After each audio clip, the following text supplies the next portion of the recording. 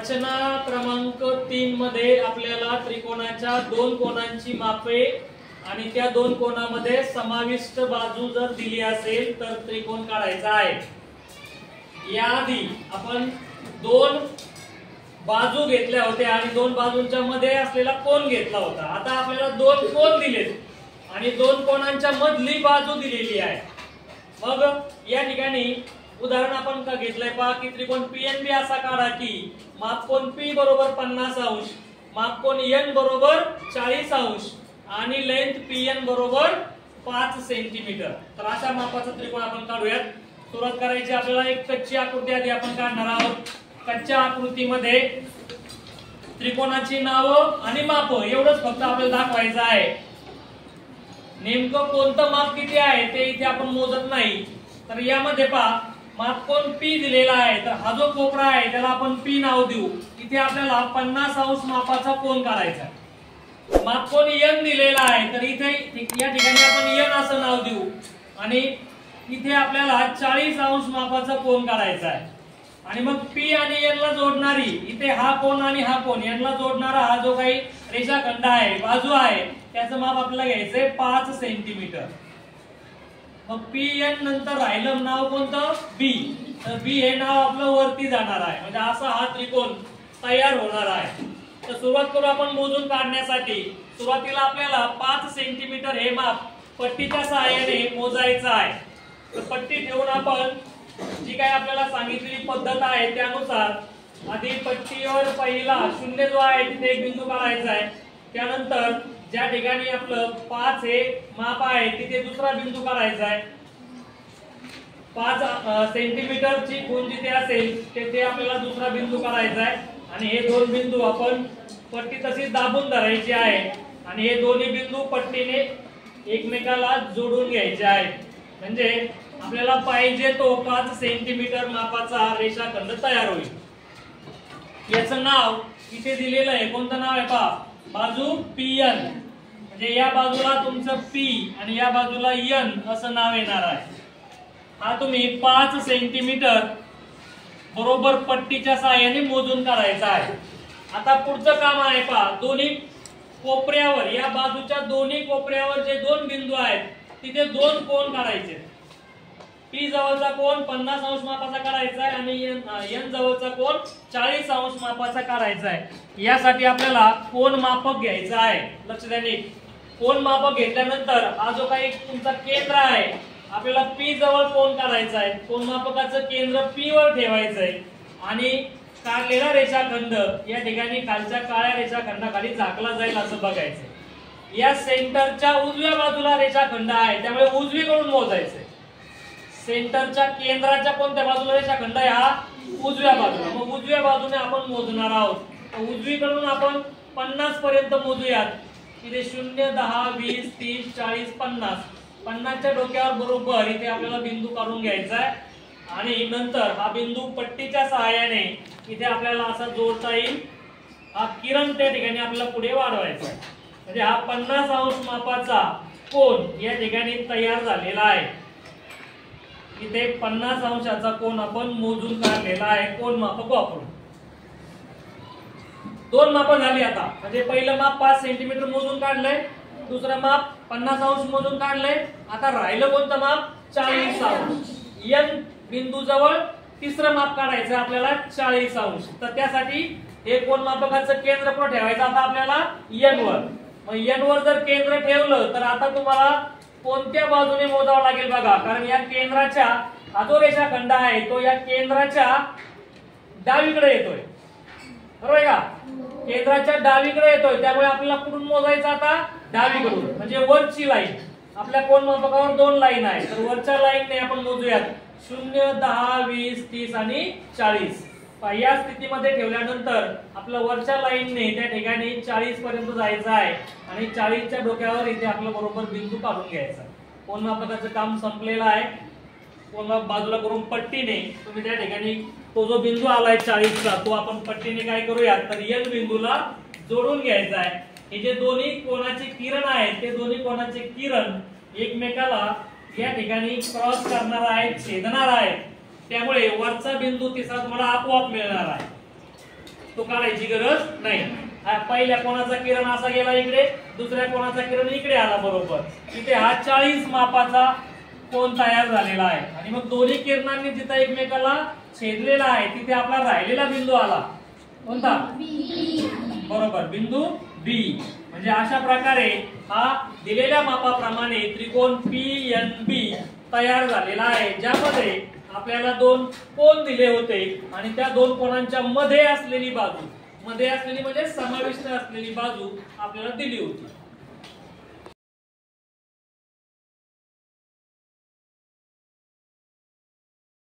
रचना क्रमांक 4. त्रिकोण काढायचा आहे, काटकोन त्रिकोण काढायचा आहे, परंतु त्या ठिकाणी आपल्याला कर्ण दिलेला असेल आणि एका बाजूची लांबी दिलेली असेल. कर्ण व एका बाजूची लांबी दिली असता काटकोन त्रिकोण काढणे अशा प्रकारची रचना शिकायची आहे. आपण आधी पाहिलं होतं की त्रिकोण काढायचा असेल तर कमीत कमी 3 बाजू आपल्याला माहिती पाहिजे, 3 माप माहिती पाहिजे. परंतु इथे 2च माप दिलेली आहेत. पहा, कर्णाचं माप दिलंय आणि एका बाजूची लांबी दिली, तिसरं माप दिलेलंच नाहीये. पण तिसरं माप दिलेलं आहे असं पण म्हणता येतं, कारण काटकोन त्रिकोण शब्द वापरलेला आहे. काटकोन त्रिकोण याचा अर्थ त्या काटकोन त्रिकोणामधले जे 3 कोन आहेत त्यापैकी एक कोन हा तुमचा काटकोन म्हणजे किती मापाचा असणार आहे? 90 अंश. म्हणजे हे 90 अंशाचं माप तुमचं या शब्दामध्ये दिलेलं आहे. पहा, म्हणजे 3 माप झाली.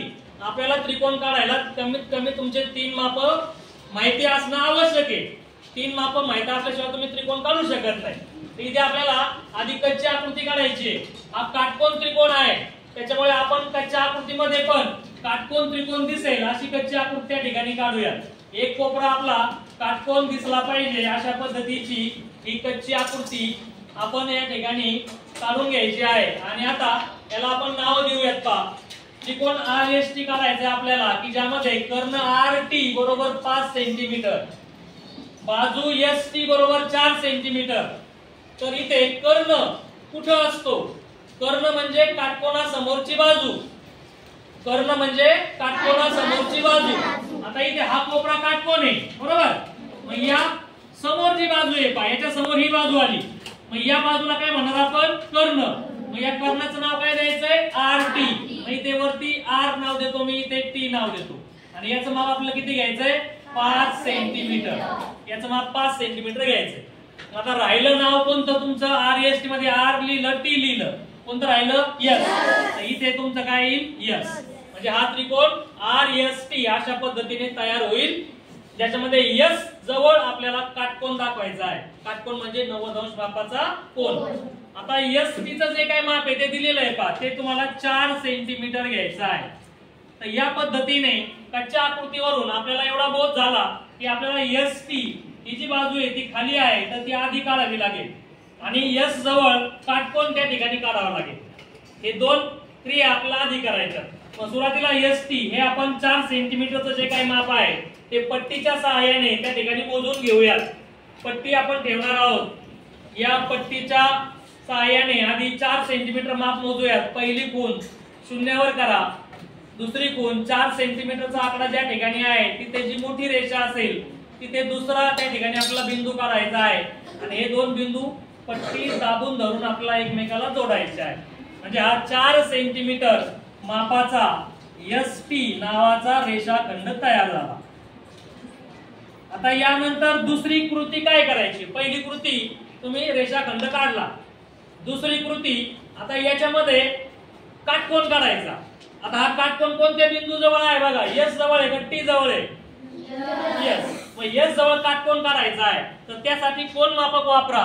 कोन मापकाच्या सहाय्याने आपण इथे हा केंद्र आहे कोन मापकाचं, ते तुम्ही S वर ठेवायचंय आणि 90 चा आकडा बघायचा. आता 90 चा आकडा आपल्या कोन मापकावर एकदाच आहे. पहा, बाकी सगळे आकडे दोनदा आहेत. 90 चा आकडा एकदाच आहे. इथे मध्यभागी वरती पहा 90 च्या आकड्यावरती कोन करायचे. याचं काम संपलं कोन मापकाचं. त्याला उतरून घ्यायचंय आणि पट्टीच्या सहाय्याने आपण काढलेला बिंदू काय करायचा? S ला जोडून घ्यायचा आहे. म्हणजे हा काटकोन तयार झाला. तुम्ही काटकोन काढण्यासाठी कोन मापकाशिवाय हा जो गुन्हे आहे याचाही वापर करू शकता. हा गुन्हे आहे पहा, याचा हा कोपरा काटकोन आहे की नाही? तर हा गुन्ह्यात इथं असा ठेवून पण तुम्ही काय काढू शकता, इथे हा वरती याला खेटून अशी बाजू काढली तर हा तुमचा 90 मापाचा कोन तयार होऊ शकतो. म्हणजे तो 90 मापाचा कोन तुम्हाला कोन मापकाने पण काढता येईल किंवा गुन्ह्याने पण काढता येईल. तर या ठिकाणी हा 90 मापाचा कोन आपण काढलेला आहे यस जवळ. आता ही बाजू काढायची RT, म्हणजेच काय तो आपल्या दिलेल्या काटकोन त्रिकोणाचा कर्ण. तर RT चं माप आपल्याला किती घ्यायचंय 5 सेंटीमीटर. तर हे 5 सेंटीमीटरचं जे काय माप आहे ते आपण पट्टीवरून कंपास मध्ये घेणार आहोत आणि कंपासच्या सहाय्याने आपल्याला त्या ठिकाणी खूण करायची आहे. आता या पट्टीवर आपण मागे पाहिल्याप्रमाणे या ठिकाणी आपण बरोबर 5 सेंटीमीटरचं अंतर जे आहे ते इथे मोजून घेऊयात. याप्रमाणे या दोन टोकामधलं अंतर आपल्याला 5 सेंटीमीटर घ्यायचंय आणि 5 सेंटीमीटर अंतर मोजल्यानंतर आपण कर्ण काढणार आहोत RT. तर R बिंदू माहिती नाही आपल्याला कुठे येईल तो, मग कोणता बिंदू माहिती आहे तर T वर लोखंड ठेवायचं. हे माप किती घेतलंय 5 सेंटीमीटर. 5 सेंटीमीटर माप घ्यायचंय. या ठिकाणी तुमच्या T वर लोखंडी टोक ठेवायचंय आणि या ही जी उभी बाजू काढलेली आपण या उभ्या बाजूला आपल्याला काय करायचंय, छेदणारा जो काही कंस आहे तो कंस त्या ठिकाणी आपल्याला काढायचा. म्हणजे इथे तुम्ही T वर लोखंडी टोक ठेवून या उभ्या बाजूला छेदणारा कंस काढायचा आहे. हे पहा.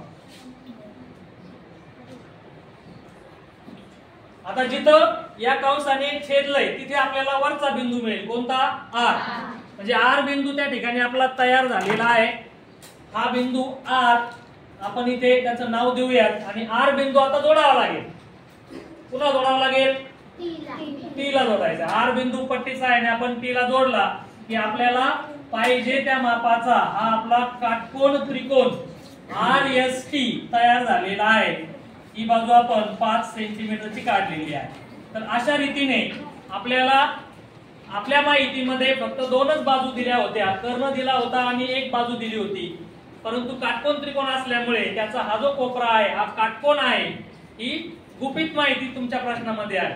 काही प्रश्नामध्ये आपल्याला ते दिलं जाईल की हा कोन तुमचा 90 मापाचा आहे, परंतु जर नाही दिला तरी आपण त्यातला एक कोन 90 मापाचा आहे असं गृहीत धरून ही रचना पूर्ण करायची आहे.